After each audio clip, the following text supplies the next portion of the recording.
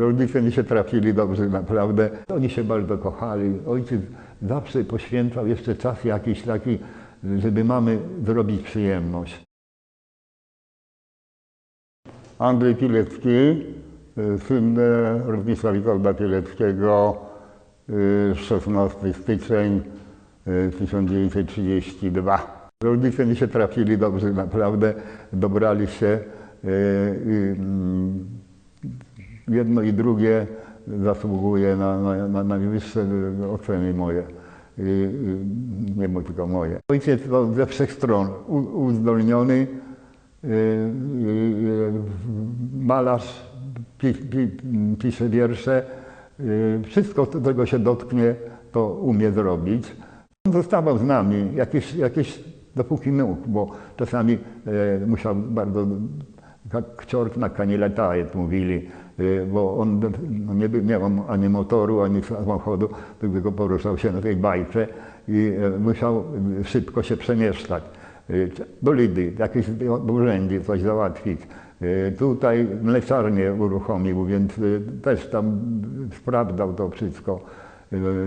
Straż pożarną tam uruchomił. Wszystko takie nowoczesne rzeczy on tam wprowadzał, bo tam strzechy były, pożary były czasami, to była makabra, bo tam blisko zabudowa, słoma, przerzucały się całe wieście palące, wiatry, jak taki był ciąg. Studiując też zaocznie rolnictwo, o tej książce mówiłem przedtem, że to ta pani dostała książkę taką, jaką on sam się uczył z niej. To było też właśnie sprawa przechowywania mleka, zrobienia masła w domu, takie no, praktyczne no, takie porady i nauki, które przekazywał natychmiast. Nie dla siebie ta wiedza była, tylko on był takim no, nauczycielem tego. Wszystko umiał zrobić, malował. Ja nie wiem, ale chyba głównie sakralne takie u nas były budynek bardzo stary, 400 lat. Opalić tam to na zimę, a zimy były tam srogie, ciężko. Więc już nie wiem kto, dziadek pewnie zrobił redukcję okien i ze szczytu takie okno było, to chyba wschodnie, na wschód, to dwa okna, zamurowali te dwa okna i na tym miejscu, w tych wnękach ojciec malował takie gdzieś około 2 metrów obrazy święte. I po prawej stronie była taka blue color Matka Boska, karmiąca, no, z ładną piersią, także jako chłopak to się na to gapiłem cały czas. No, natomiast po lewej stronie była rodzina tak w brązach zrobiona, rodzina święta. Mama była no, nauczycielką, bardzo się udzielała w Krupie. Tam była bardzo mała, mamy kilka przedmiotów, oprócz matematyki chyba wszystkie przedmioty. No, to, że, oprócz tego wystawiała sztuki jakieś takie, bajki i tak dalej, a ojciec robił dekoracje do tego. Oni się bardzo kochali. Ojciec zawsze poświęcał jeszcze czas jakiś taki, żeby mamy zrobić przyjemność. I mama wracała zmęczona, gdzieś tam koło południa czy po południu, to myśmy już przygotowali jakiś pokaz. Na przykład ja byłem łanem, Zośka była panną i tak para taka tego, ja z szablą, tam czako takiej na głowie, tego Zosia tam panienkę, tak sukienka krótka, tego i tak sobie tak dwoje. No i najczęściej jakiś próbował nam nauczyć jakoś wierszyka małego, coś tam na przykład ja, och mama, donnez-moi la chocolat i tego, mama tak francuski znała, tego, była zdziwiona, było tego, no, i się uśmiechała i uczyła starszych, dla starszych miała takie wiesz, gospodynie na przykład, uczyła jakichś praktycznych rzeczy, uczyła dekoracje, żeby tam jakieś robić tam ze słomy, tam jak były te łańcuchy robili ze słomy na Boże Narodzenie, na choinkę czy coś, dla śpiewu. Ona miała takie dobre serce dla tych, bo tam dzieci jak starsi szli w pole, to nie wiedzieli co robić z dziećmi niektórymi. I mama zaproponowała, żeby siostra czy brat brał za rękę tego małego dzieciaka i przyprowadzał. Tam i miała dla nich taką ostatnią ławkę i oni tam mieli obrazki, mieli kredki, mieli papiery jakieś do rysowania, do malowania, tam sobie robili. No i tam okna były, więc patrzyli się tam, co na ulicy się dzieje, tego sobie. Moment wybuchu wojny, znaczy mobilizacja, prawda? My jesteśmy w Ostrowi Mazowieckiej, na wakacjach u babci w tym momencie. I na początku jeszcze sierpnia, czy tam, no tak, chyba tak było. Jak się dowiedzieliśmy, że taka, nie było komórek, nie było, że szybko, żeby się porozumieć i tak dalej, wiemy, że ojciec pójdzie na pewno zaraz, gdzieś tam się z wojskiem zwiąże. No więc trzeba szybko się połączyć z ojcem.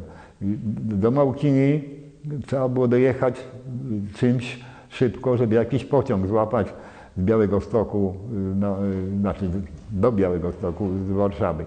Wszystkie pociągi zapchane wojskiem, no i nas wciągano przez okna, wojskowi nas ściągnęli, tam ja czapkę zgubiłem tam przy tym, no ale ruszył pociąg, no i tak powoli dojechaliśmy tam, no nie zastaliśmy ojca już. Już był w terenie, robił formowanie tej piechoty do kawalerii dywizyjnej, do 19 Pułku Piechoty, dywizji piechoty chyba, tak? 19 dywizja. Bo każda dywizja miała tam trochę innych specjalności, prawda? I także musiała mieć swoją kawalerię i ojciec był w tej kawalerii. Już ci Krakusi byli przemianowani na ułanów, dostali inne sorty, także mieli porządne konie i wszystko i tak dalej. Jedzie cały szwadron i tak jakby nas nie widzieli, mówi. Patrzą się do przodu, tamtego, taka defilada, tam to może śpiewali czy coś tam takiego. Przejechali. Dziwne. W pewnym momencie halopem, taki ojciec przy tego, jak kapicer skoczył z tej bajki, mówi, wziął ciebie do góry, ucałował, postawił Zosieńkę, pocałował, postawił, uścisnął swoją Maryję i skoczył i pojechał. Musimy rozróżnić różne epoki, bo to było tak, za Niemców, jak byli Niemcy, no to ojciec się pokazał tylko w Ostrowie jakiś czas, tam rowerkiem pojechał do Warszawy i tu już był w Tapie. I tu działał, mobilizował, układał te, to było jakoś, nie dywizje, to tam jakoś, nie wiem, się nie znam na wojsko za bardzo, ale oddziały takie, na Woli 2, na Pradze 2, na Dożyborzu 1, i jeszcze tam coś tego. To gdzieś tak kiedyś przeczytałem to, jak opisał ojciec, jak organizował. I wtedy pojechaliśmy do Warszawy, tam spotkaliśmy się. Tam raz Boże Narodzenie, chyba to te pierwsze Boże Narodzenie, tam byliśmy, ale to parę godzin.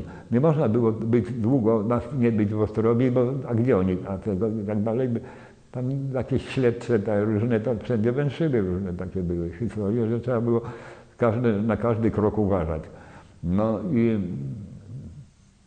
chyba za okupacji to tam się nie pojawił. Mama tam prowadziła księgarnię.